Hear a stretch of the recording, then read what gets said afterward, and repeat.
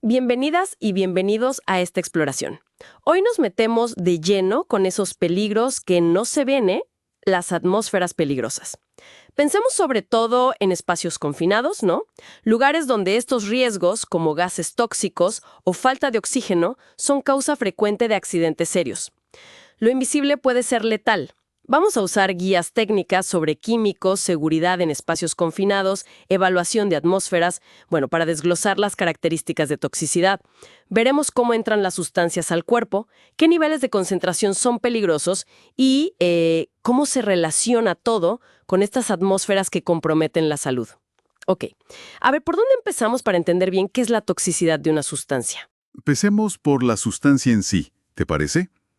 Su peligrosidad inherente, digamos, viene de sus propiedades químicas, toxicológicas. Hay agentes que nos preocupan más, claro. Los prioritarios por su severidad, cancerígenos, mutágenos, tóxicos para la reproducción o los sensibilizantes que causan alergias. La ficha de datos de seguridad, la famosa FDS, es fundamental. Es como el DNI de la sustancia. Ahí está esa información crítica. Entendido. La FDS es la clave para saber a qué nos enfrentamos.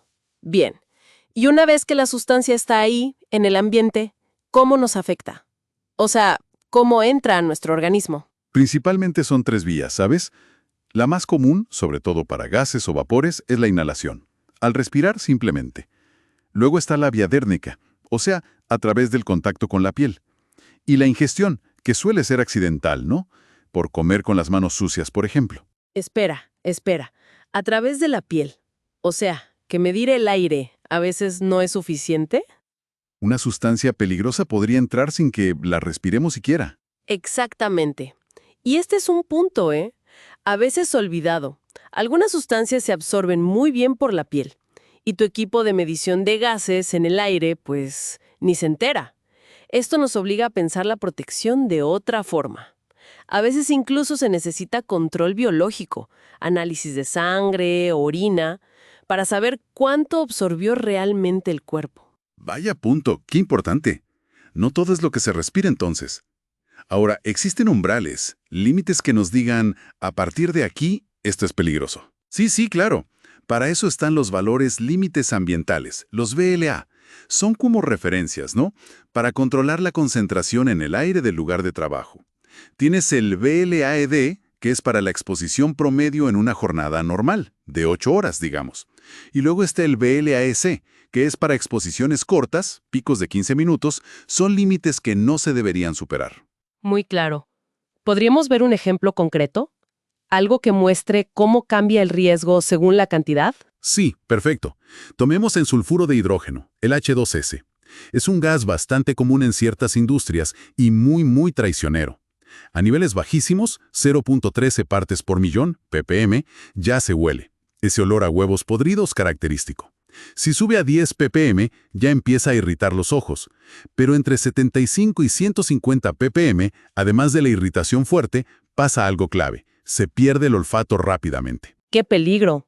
O sea, dejas de olerlo y piensas que ya no está, pero el riesgo sigue ahí, o peor. Precisamente, esa es la trampa. Y si la concentración sigue subiendo entre 400 y 600 ppm, estar expuesto media hora puede causar inconsciencia o la muerte. Y ya si hablamos de 1000 ppm, es fatal en cuestión de minutos. La concentración lo es todo, ¿ves? Impresionante cómo escala el riesgo.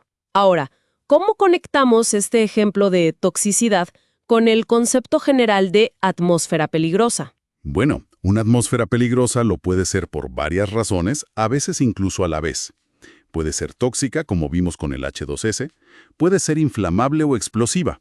Esto pasa si hay un gas o vapor combustible y su concentración está entre el límite inferior y el superior de explosividad, LIE y LSE.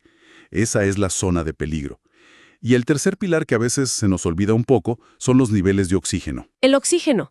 Pero ¿no es siempre un problema que falte? Puede faltar, claro. El aire normal tiene más o menos un 21% de oxígeno. Por debajo de eso, hablamos de deficiencia de oxígeno.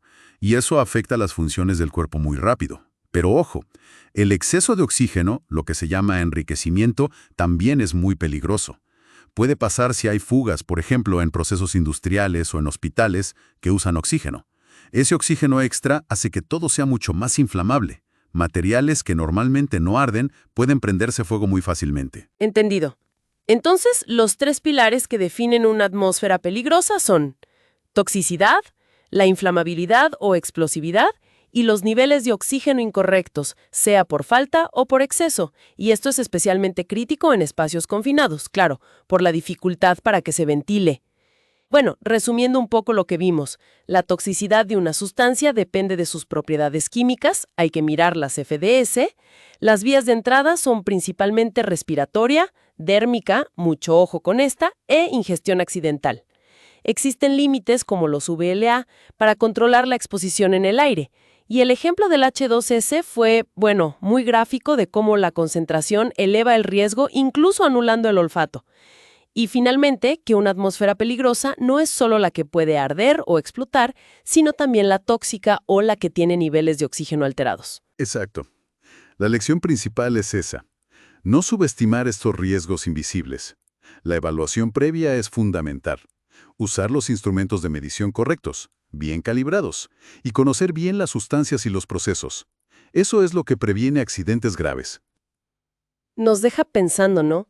Si la medición del aire a veces no lo capta todo, como lo de la absorción por la piel, ¿qué otros riesgos sutiles podrían existir incluso en sitios que creemos controlados? ¿Hasta qué punto dependemos de la tecnología, de los detectores, frente a entender realmente a fondo los materiales y procesos con los que trabajamos día a día? Es una reflexión interesante para darle una vuelta.